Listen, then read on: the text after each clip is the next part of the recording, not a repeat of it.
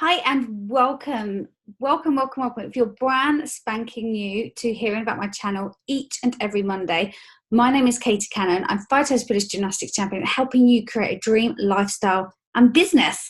So if you're brand new, subscribe to my channel because every single week I release brand new content to really help you move your business forwards and help you create that dream lifestyle. So today, what are we talking about?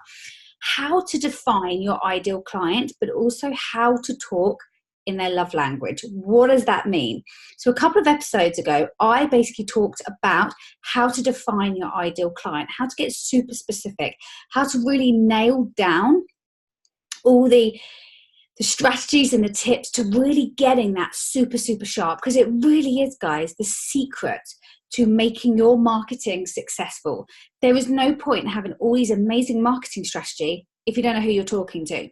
So what do I mean in talking the love language of your ideal client? And we're going to break that down. In this episode, I've actually done in the show notes an amazing opt-in for you, a great freebie of how to create your ideal client from start to finish. It's really juicy, so make sure you get your hands on that. So talking to your ideal client in their love language, what does that mean? It means being on their wavelength. It means almost putting yourself in their shoes and going, okay, what is this person thinking? What are they feeling? What are their everything around their scenario? Why would they want to come to me? So we're going to break that down. And I want you to really just think of, like I said, putting yourself in their shoes and what are they thinking? So the first one we're going to look at is putting yourself in their shoes. I've talked about this briefly. You want to, in previous episodes, you want to think of your person as a real person, because they are. You want to know their name. You want to know everything about them. And you want to know what makes them tick and what are they feeling. So your service, how is it going to impact them?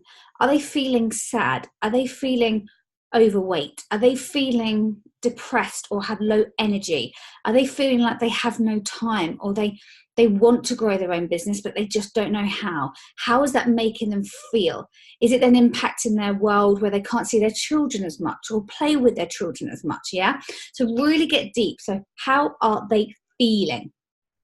You then want to dig into their struggles and their weaknesses. So how can you help them on that? So what are their struggles? Get nitty gritty. What are their weaknesses?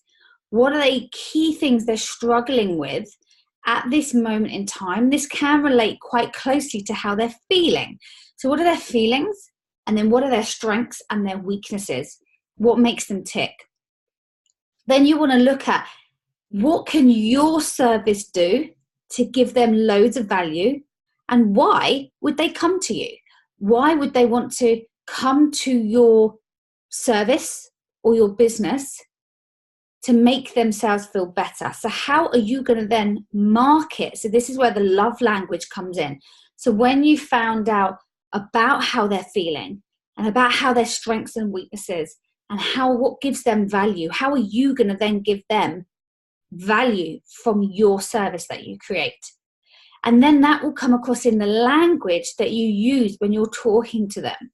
So let's say it's health and wellness and you've got someone that wants to lose weight. You could use let's say you've got a mum who lacks energy, who's got like 4 children to run after. You could have a tagline like, do you struggle to keep up with your children? Are you struggling to get up, from 5 a.m. to 8 p.m. at night, running around and being as present as you want to be around your children? Are you lacking energy and find by 5 p.m. you're absolutely exhausted? You can see these are just a few off-the-cuff examples, guys, but you can see how they can relate to your ideal client. You're going to talk to your ideal client very differently in one context, how you might another. So let's take a fitness example. Let's say you've got a weightlifter and then a mum who wants to lose half a stone. You're going to talk to that different person quite differently than you're going to speak to the mum, aren't you? So when people, I see all the time in my business, people creating their ideal client, and they're like, well, it's fitness. Someone wants to lose weight. Someone wants to bulk up. Someone wants to do this. Someone wants to do that. Or if it's grow their own business, they just want to earn a second income. Well, why is that important? You're going to speak to that person differently. And the more you can knuckle down and get so specific, like I've talked about previously, know their age, know where they hang out, what are their hobbies, what is their name, you can really nail down and speak to that one person. And I want to throw it out there at this point is, don't worry. I hear so many times people say, but I don't want to niche too much. I don't want to just speak to that one person. What about all the other people that I might be forgetting that won't come to me?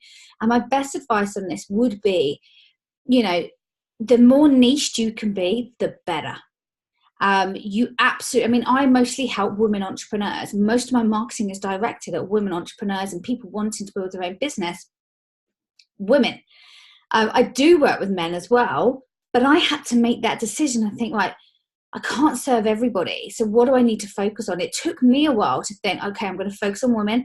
I absolutely have men in my business, but my main focus and my marketing is directed to women. So really think like that. Don't be worried. You're better off to serve a small portion of people. And believe me, there's enough people to go around than to try and serve everyone and not do it well at all. So just get as niched as you possibly can. So I hope you found that really useful in talking to their love language. What is the words they use? What are they feeling? What their strengths and weaknesses? And how can you be of value to them? That's the biggie. Biggie, biggie, biggie. How can you be of value to them? So as always, as I said, there's epic show notes below, a great ideal client freebie for you to get your hands on to really help you really define that ideal client. So as I said before, if you haven't subscribe to each Monday. It's a weekly episode, brand new content every single Monday. Share with your friends and family, and I would love to see you here next Monday. Have an awesome week. Bye.